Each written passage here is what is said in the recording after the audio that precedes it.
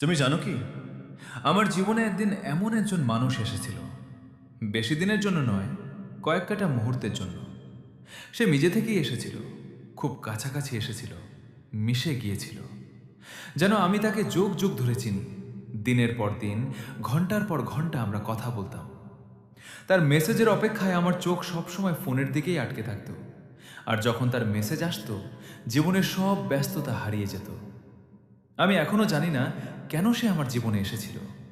হয়তো সে ভুল করে আমার জীবনে এসেছিল, তাই তো একদিন একটা অজুহাত রেখে চলে গেল।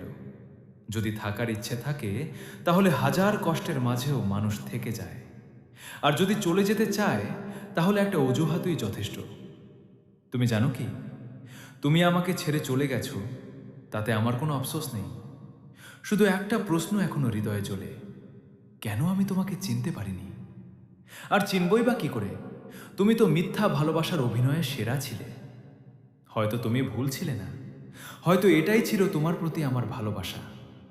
তুমি অভিনয় করে জিতেছ, আর আমি তোমাকে বিশ্বাস করে হেরে গেছি। জীবনের সবচেয়ে বড় ভুল করেছি আমি, তোমাকে ভালোবেসে অন্ধের মতো বিশ্বাস করে। শেষে যে তুমি আমাকে এভাবে প্রমাণ করবে, সেটা জানা ছিল না।